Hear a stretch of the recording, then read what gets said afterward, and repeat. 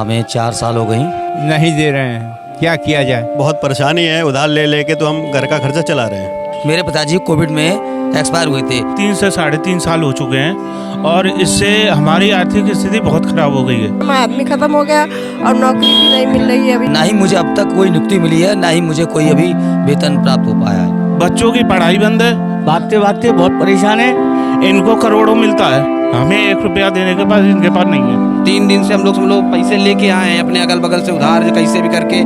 GPF का number allot किया है, किस नियमावली से एनपीएस लागू कर रहे हैं। घर की चीज बताओ, 4 बीघा खेत बेच के इलाज कराया और पेंशन हो काट दिए मेरी। एक तरफ विधानसभा सत्र के दौरान करोड़ों का बजट आता है, मुख्यमंत्री हो मौजूदा सरकार हो, वो ये दावा करती है कि हमने हर एक क्षेत्र में हर एक विभाग में लाखों करोड़ों अरबों का बजट निकाला है। लेकिन जब हम दूसरी तरफ इन तस्वीरों की बात करें तो आप देख सकते हैं किस तरीके से उत्तर प्रदेश जल निगम ये जो नगरीय का कार्यालय है, यहाँ बाहर काफी भारी भीड़ है और ये एक धरना प्रदर्शन दे रही है। आपको बता दें, धरना प्रदर्शन इस वजह से है क्योंकि कुछ लोगों की यहाँ पर पेंशन रुकी हुई है, कुछ लोगों की सैलरी रुकी हुई है और कुछ लोग तो ऐसे भी हैं जहाँ पर मृतक आश्रितों की नौकरी पर भी तलवार लटक रही है। कुछ दिन पहले हमने आपको दिखाया किस तरीके से जो यूपी एसआरटीसी यानी उत्तर प्रदेश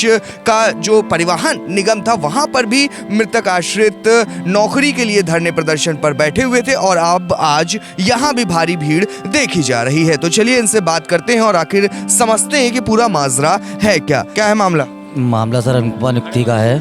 हमें 4 साल हो गई। 4 सालों से हम लोग मृतक आश्रित अनुकंपा नियुक्ति के लिए प्रयास कर रहे हैं, लेकिन हमारा शासन से कोई भी आदेश पास नहीं हो पा रहा और ना ही कोई हमें इसकी रिपोर्ट मिल पा रही है। रिपोर्ट नहीं मिल पा रही, ना ही कोई आदेश मिल रहा है। ये बताइए, मैं देख पा रहा हूँ 2.5 वर्ष से ये लंबित है। इन 2.5 वर्षों में जब कोई और आपके पास काम नहीं होता है, इसी के भरोसे बैठे रहते हैं, तो घर बार कैसे चलता है सर 2.5 नहीं है, ये 3 से 3.5 साल हो चुके हैं और इससे हमारी आर्थिक स्थिति बहुत खराब हो गई है। जैसे कि हमारे बच्चे छोटे छोटे हैं, पढ़ रहे हैं और मैं 1 साल से बच्चों को घर बैठा रखा है। उनका भविष्य बिल्कुल अंधकार में है। क्यों है वो आप लोग समझते हैं, ये सरकार भी जानती है और हम भी जानते हैं और आप भी जानते हैं। बच्चों की पढ़ाई बंद है, बच्चों के हाथ में भविष्य में कटोरा है, बाकी कुछ नहीं है। क्योंकि ये सरकार और ये शासन में जो लोग बैठे हैं बिल्कुल अंधे और गूंगे और बहरे हैं। इनको करोड़ों मिलता है, हमें 1 रुपया देने के बाद इनके पास नहीं है। तो हम यही चाहते हैं कि जो हमारा 4 साल या 3 साल से नियुक्ति रुकी हुई है उसको जल्द से जल्द जारी किया जाए और जो लोगों में समस्याएं हैं उसका समाधान किया जाए। आंखों में आंसू है, कितना गम है, आप देख सकते हैं।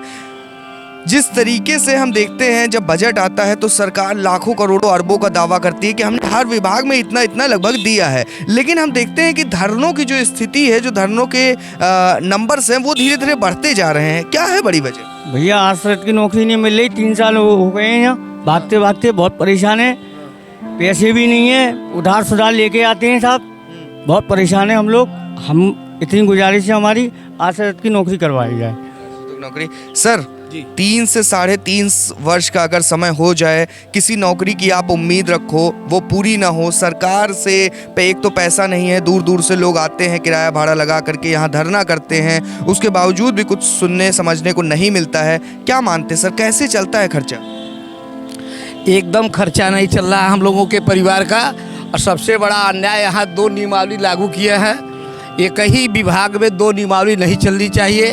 हम लोग यहाँ इस समय 36-37 साल नौकरी करने के बाद 14-15 साल हम लोगों का जीपीएफ काटने के बाद जा रहे हैं एनपीएस लागू करने। आप इतना तक उठाइए कि जिसको 14-15 साल तक जीपीएफ का नंबर अलॉट किया है, किस नियमावली से एनपीएस लागू कर रहे हैं। जीपीएफ का कोई नियमावली होगा भारत सरकार का, ये किस नियमावली से 14 साल के बाद जीपीएफ काट के एनपीएस लागू कर रहे हैं।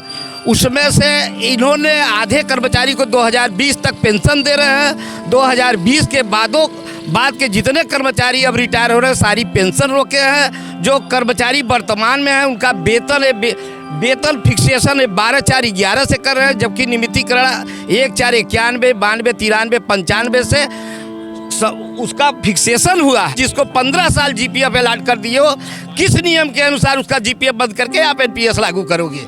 धन्यवाद साथी।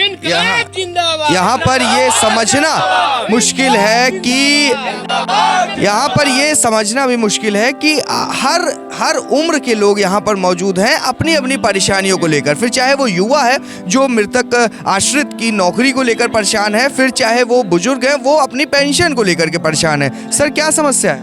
वही पेंशन के बारे में हाँ नहीं आ रही ना, रिटायर भी हो गए जब मई में, पेंशन आ ही नहीं रहा, न कुछ दिए, ग्रेजुटी दिए, न नकदीकरण दिए, कुछ नहीं दिए। हाँ, सबसे बड़ी उम्मीद सर यही रहती है कि बुजुर्गों के लिए एक पेंशन आनी बहुत ज़रूरी होती है। हाँ, नहीं दे रहे हैं, क्या किया जाए? जिस तरीके से देखा जा रहा है इस उम्र में ही आप लोग धरने पर बैठने को मजबूर। 3-3.5 साल हो गए सर जी, लेकिन अनुकंपा नियुक्ति नहीं हो रही है और बहुत परेशानी है। उधार ले लेके तो हम घर का खर्चा चला रहे हैं। ये दिक्कतें बहुत आ रही हैं और धरने पे धरना हो रहा है, लेकिन इनके समझ में नहीं आ रहा। आश्वासन पे आश्वासन दे देते हैं ये लोग कि अभी देखते हैं करेंगे, देखते हैं करेंगे, ऐसे 3-3.5 साल निकल चुके हैं। पेंशन भी नहीं है। जी सर, 3 साल से हम लोग भटक रहे हैं, काफ़ी संख्या हम लोग आए हुए हैं। 2021 नवंबर में लास्ट अनुकंपा नियुक्ति हुई थी, जबकि शासन से 2022 में नवंबर में आदेश आ चुके हैं कि विभाग में ही उनको नियुक्ति दी जाए, और जबकि 2022 से हम लोग लगातार यहाँ मिल रहे हैं, सभी अधिकारियों से सबसे मिल रहे हैं, अपनी समस्या कह रहे हैं, मगर कोई हमारी सुनने को तैयार नहीं है। और अभी तक कोई नियुक्ति के बारे में कोई भी आश्वासन केवल दिया गया है, ना किसी की नियुक्ति हुई है ना कुछ। और 3 दिन से हम लोग पैसे लेके आए हैं अपने अगल बगल से उधार, जो कैसे भी करके 3 दिन से यहीं पड़े हुए हैं। खाने तक का पैसा नहीं, कोई चाय पी के सुबह से हम लोग बैठे हैं यहाँ पे, मगर अभी तक किसी ने हमारी कोई सुध नहीं ली है। इतने सब के बावजूद भी सर आप जिस तरीके से ये देखा जा रहा है, पेंशन एक बड़ी उम्मीद होती है बुजुर्गों के लिए, और अगर फिर वो ना आए और वो रुक जाए और उसके लिए आपको धरने पर बैठना पड़े, कितना बड़ा समय है? अरे सर आप लगा लो कि मेरा ये ब्रेन हेमरेज हुआ और 2022 में रिटायर हो गया मैं, और मैंने जो घर की चीज़ बताओ 4 बीघा खेत तब बेच के इलाज कराया और पेंशन हो काट दिए मेरी। मतलब कोई किसी प्रकार की कोई यहाँ से सहायता नहीं है।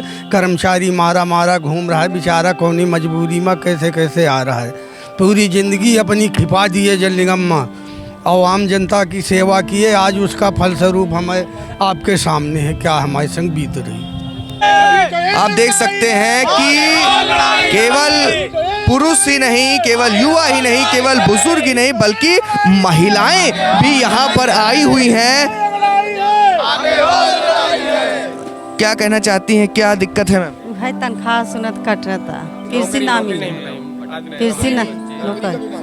और हम 5 साल से दौड़ रहे हैं, हमारे बच्चे खत्म हो गए, हमारा आदमी खत्म हो गया और नौकरी भी नहीं मिल रही है। अभी 5 साल से दौड़ रहे हैं, नियुक्ति नहीं हो रही है और हमको हर जगह दौड़ाया जाता है, यहाँ वहाँ, कुछ भी नहीं हो रहा है। हमारे कुछ भी नहीं हो रहा है और हमारी बच्ची पढ़ने वाली है, उसके पैसे की दिक्कत हो रही, हमें खर्चा के लिए दिक्कत हो रही है, हम बहुत परेशान हैं।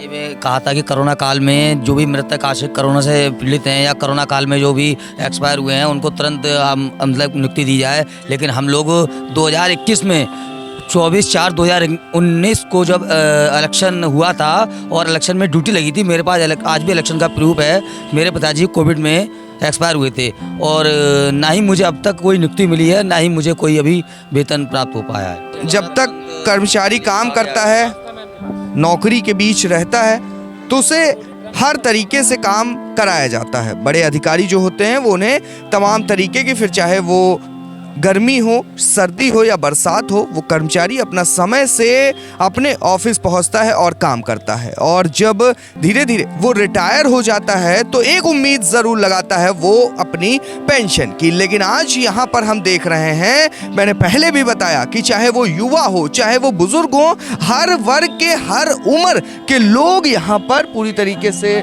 मौजूद हैं और ये देखा जा रहा है कि लोग काफ़ी ज़्यादा परेशान भी हैं। कैमरा पर्सन अंबर शुक्ला के साथ उत्कर्ष सिंह, लखनऊ।